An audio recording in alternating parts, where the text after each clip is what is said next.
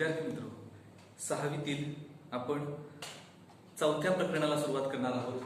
इयत्ता सहावी चौथ्या प्रकरणाला आपण सुरुवात करणार आहोत. अपूर्णांकांवरील क्रिया, ऑपरेशन्स ऑन फ्रॅक्शन्स.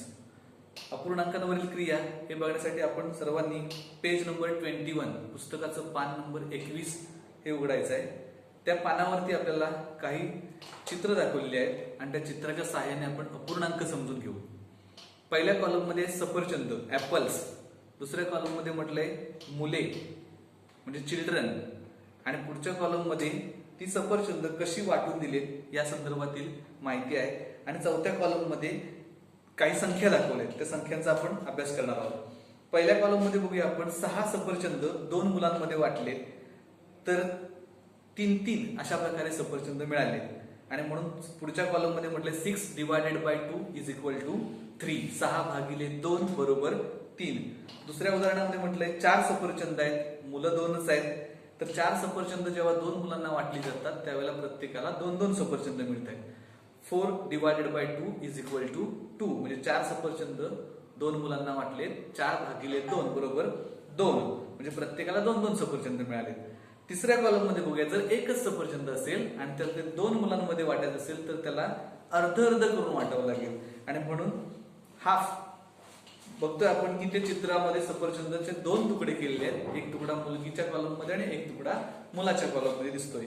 म्हणजे 1 divided by 2 is equal to, पुढे लिहिले 1/2 म्हणजे 1/2. या ठिकाणी 1/2 हा जो दिसतोय तो अपूर्णांक आहे. जो अपूर्णांक काय दाखवतोय की अर्धा भाग दाखवतोय. एकाला दोघांनी किंवा 2ने भागलंय त्यावेळेला पूर्ण संख्या मिळत नाही भागाकारामध्ये, तर अपूर्णांक मिळतोय आणि यालाच फ्रॅक्शन्स असं म्हटलं जातं, अपूर्णांक. चौथ्या कॉलम मध्ये आपण बघूया 7 ऍपल्स अँड 2 चिल्ड्रन. 7 सफरचंद 2 मुलांमध्ये जर वाटायला गेलो आपण तर प्रत्येकाला 3-3 सफरचंद अख्खी मिळतील आणि एक सफरचंद शिल्लक राहील. त्याचे 2 समान भाग केले तर अर्ध सफरचंद मिळेल, म्हणजे 3.5 सफरचंद मिळतील असं आपण म्हणूया.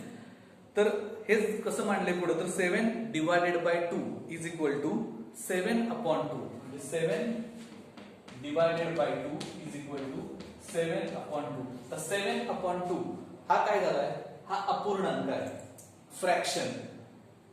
म्हणजे सफरचंद अख्खी मिळत नाहीये, काही सफरचंद अख्खी मिळतात आणि काही सफरचंद त्याला अर्ध मिळतंय आणि म्हणून हा फ्रॅक्शन मध्ये येतोय. हा पूर्णांक नाहीये म्हणून याला अपूर्णांक असं म्हटलं जातं. In English it is called as fraction. आता फ्रॅक्शनचा जर भाग बघितला आपण तर हाचा अंश मोठा आहे. Numerator is greater than the denominator. छेदापेक्षा अंश मोठा आहे आणि म्हणून त्याला इम्प्रॉपर फ्रॅक्शन असं म्हटलं जातं. अंशाधिक अपूर्णांक, इम्प्रॉपर फ्रॅक्शन म्हणजे अंशाधिक अपूर्णांक. अंश मोठा आहे, छेद लहान आहे. आता याचं रूपांतर आपल्याला काय करायचं आहे, तर याचं रूपांतर आपल्याला मिक्स्ड नंबर मध्ये करायचं आहे. मिक्स्ड नंबर म्हणजे पूर्णांक युक्त अपूर्णांक. आता आपण ही संख्या घेऊ 7/2. आता या संख्येचा आपल्याला, ही संख्या कशी आहे, तर ही संख्या इम्प्रॉपर फ्रॅक्शन आहे म्हणजे अंशाधिक अपूर्णांक आहे. आणि याचं रूपांतर आपल्याला काय मध्ये करायचं आहे, तर पूर्णांक युक्त अपूर्णांकात करायचं आहे, मिक्स फ्रॅक्शन. हे कसं करायचं त्याची एक पद्धत आहे, अतिशय साधी सोपी पद्धत आहे. आपण कुठल्याही फ्रॅक्शनचं अंशाधिक अपूर्णांकाचं रूपांतर आपण मिक्स नंबर मध्ये करू शकतो. काय करायचं आहे, तर अंशाला छेदाने भागायचं. 7 divided by 2. 7 is the numerator, 2 is the denominator. So divide the numerator by denominator. अंशाला छेदाने भागले.